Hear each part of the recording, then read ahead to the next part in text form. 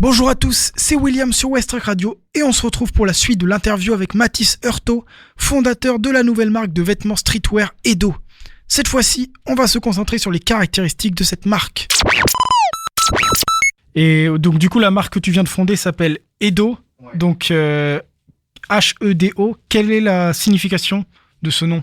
Alors Edo, ça vient c'est la contraction du mouvement philosophique de l'hédonisme. Donc c'est un mouvement que j'ai découvert moi il y a quelques années. Je me suis un peu intéressé parce que c'est quelque chose qui me parlait vraiment. Au final, j'écoutais pas mal de conférences, j'ai lu pas mal de bouquins. Et puis je me suis retrouvé à chaque fois assimiler un peu tout ce mouvement autour de la recherche du plaisir et du bonheur au sport extrême, parce qu'en fait c'est très clairement ce qu'on fait tous quand on fait du sport.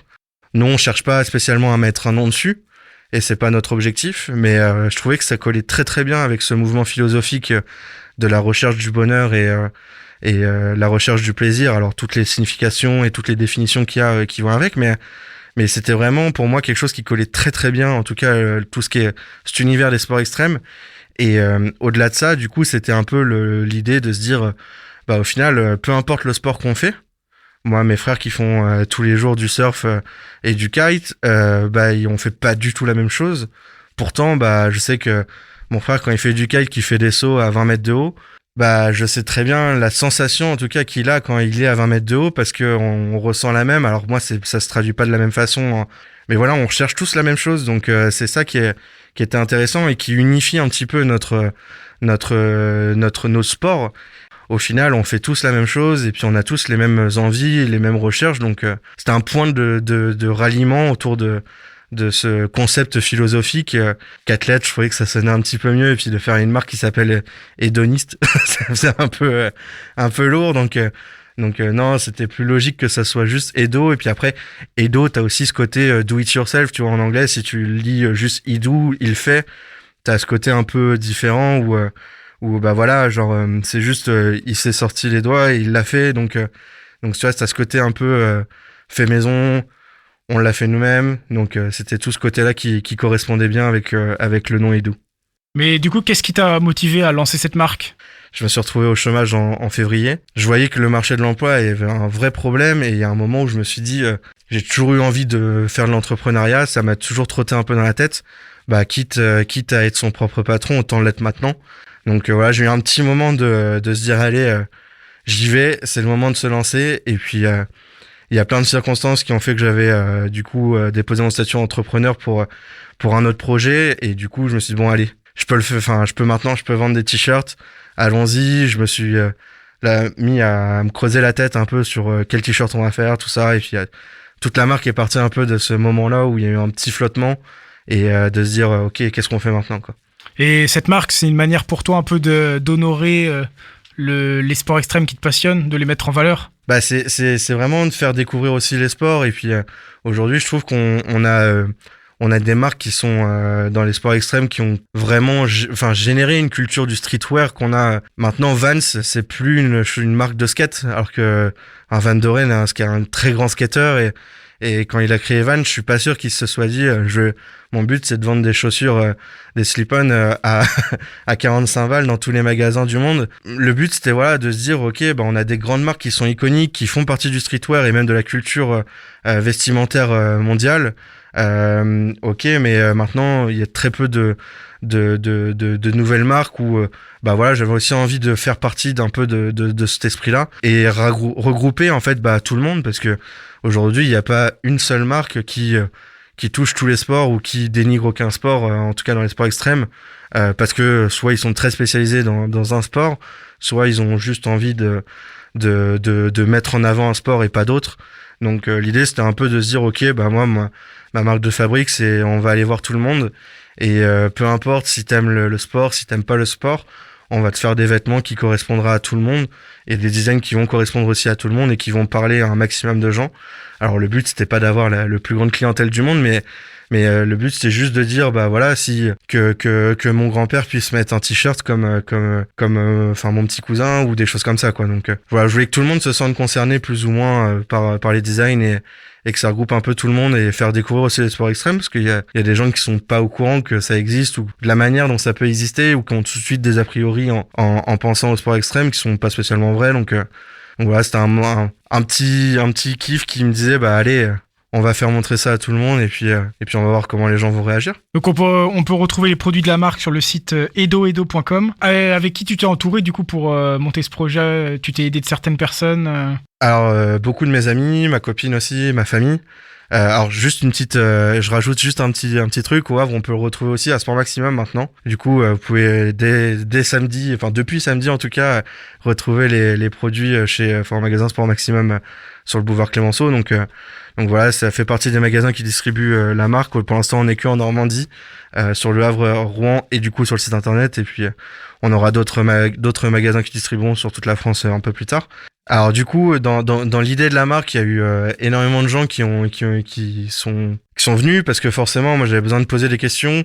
C'est un truc qu'on m'a appris en école, de se dire bah voilà, t'as un projet, le but c'est de poser un maximum de questions, parce que si tu caches tout à tout le monde, t'auras que ton idée, et puis du coup ton idée sera pas spécialement aboutie. Donc j'en ai parlé avec un maximum de personnes, des proches comme des moins proches, et donc pour avoir un maximum de retours. Et donc j'avais forcément mes amis à qui je suis très très proche, qui gravitent autour des sports extrêmes, que ça soit du skate, de la trottinette, et aussi voilà, des amis qui sont un peu moins autour des sports extrêmes, ma famille, ma copine qui m'a forcément aidé dans tous qui a donné son avis dans tous les designs, dans toute la production, tous les moyens de fabrication, tout ça. Et puis au bout d'un moment, je me suis posé la question avec qui j'ai vraiment envie de collaborer pour faire mes designs, et j'ai fait une rencontre sur une soirée de Camiro, qui est une illustratrice havraise du coup, avec qui le feeling est tout de suite très très bien passé. On a vraiment eu un bon feeling du côté artistique. On a vu les mêmes expos, on était fans des mêmes designs, et au final quand elle m'a montré son Insta et ses illustrations, je me suis dit ok, j'ai envie que ça soit sa patte sur mon t-shirt, et que elle puisse faire ce qu'elle aime, en lui laissant un petit peu carte blanche, même avec un cahier des charges assez précis. Et au final, alors on a beaucoup bossé, hein, c'est pas sorti du jour au lendemain, mais on a vraiment bien travaillé tous les deux, et ça a été une chouette rencontre, et on a vraiment bien bossé. Donc on a fait 3 designs ensemble qui sont alors les 3 totalement différents, et il y a un 4e design qui est sorti aussi dans la collection, qui est un design que j'avais fait il y a une dizaine d'années avec un copain, où on s'est toujours dit qu'un jour on le ferait en t-shirt. Du coup, je me suis dit allez hop, c'est le moment, et on l'a retravaillé donc avec mon pote Clément, et du coup on a sorti cette collection avec 4 gros designs. Et après j'ai un pote qui est très proche, Thomas Duchemin, qui fait de la trottinette à haut niveau, qui m'a aidé sur pas mal d'idées, sur pas mal de logos, des choses comme ça. Et donc voilà, la grosse partie a été faite par Camille, qui est vraiment une illustratrice de talent sur le Havre. Et le reste après, ça a été les copains, les choses comme ça, des anciens projets qu'on a retravaillés, et voilà. Et enfin, donc, comment tu décrirais, toi, le design de la marque? Donc, les dessins qu'on retrouve sur les vêtements, à quoi ça ressemble? Alors, l'idée, c'était de faire quelque chose d'ultra global, où on parle de sujets qui sont des petits plaisirs de la vie d'un rider, en fait. On a des designs qui tournent. On a un design qui est très axé musique, où ça reprend en fait la forme d'une cassette, avec au lieu que ça soit les petits bitoniaux pour remonter, c'est des roulements. Donc les roulements, voilà, on en retrouve dans les BMX, on en retrouve dans les trottinettes, on en retrouve dans les skates, on en retrouve dans les rollers. Enfin, c'est un truc où on est tous reliés par ce roulement, on est tous quasiment le même. Donc ça me semblait logique de me dire voilà, c'est la petite touche qui rentre dans la musique, et du coup la musique dans les sports extrêmes, c'est comme un frère et une sœur. Enfin, c'est logique, on est forcément obligé de mettre de la musique quand on roule, ou quand on fait une vidéo, la musique a ce côté artistique qui est ultra important. On a un autre design qui est sur une chaussure un peu destroy de skater, où voilà, le but c'était aussi de traduire un peu la satisfaction d'un skater quand il fait un trou dans sa chaussure. Alors au bout d'un moment, ça devient chiant. Mais la première fois, quand on a fait du skate et qu'on a fait son premier trou dans une chaussure quand on fait du skate, on s'est tous dit, ouais, ça y est, j'en suis un. C'est le moment où je deviens un skater parce que j'ai fait un trou. L'idée, c'est un peu, tout le monde se fait son idée des designs. On s'arrête pas à une signification simple, mais je pense que c'est aussi ça qui donne un peu son charme aux différents designs. Et le troisième design que Camille nous a fait, c'est un design qui reprend un peu l'œil du MUMA, donc du musée du Havre. Donc c'est le petit clin d'œil au côté architecture du Havre. Moi j'en ai parlé avec énormément de gens quand ils viennent faire de la trottinette ou du skate au Havre.